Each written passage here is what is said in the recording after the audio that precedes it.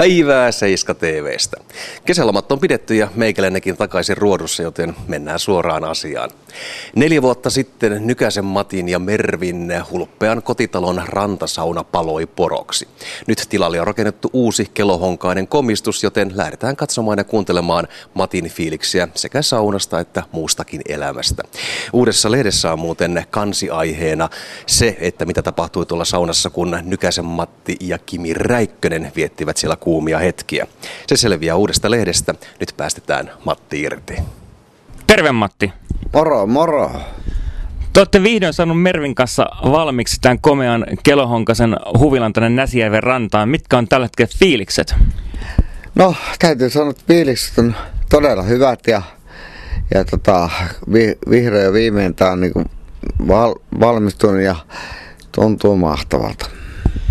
Teidän edellinen sauna palo, se on 4 vuotta sitten ja sen jälkeen olette suunnitellut, tehnyt perustukset ja kaikki muut. Koska sen ensimmäiset löydyt heitettiin?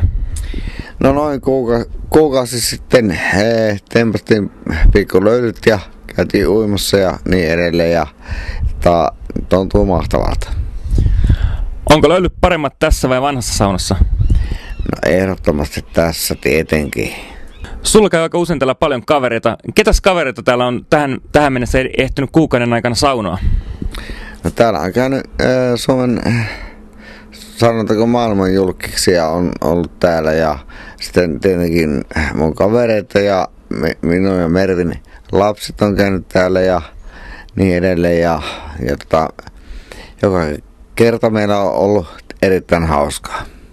Teidän talonne sijaitsee tuossa 50 metrin päässä saunassa tuossa mäen päällä, mutta teillä oli siitä huolimatta yleensä aina tapana yöpyä täällä mökillä.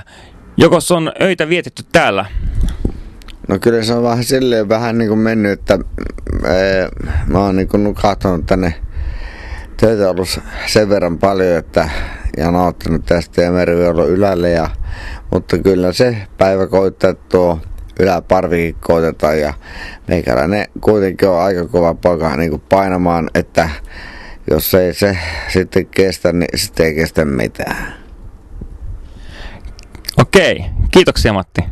Kiitoksia, kiitos Seiskan lukijoille ja Seiskan videon katsijoille ja seuratkaa Seiskaa, niin meiltä päin pesee melko lailla joka päivä. Moi!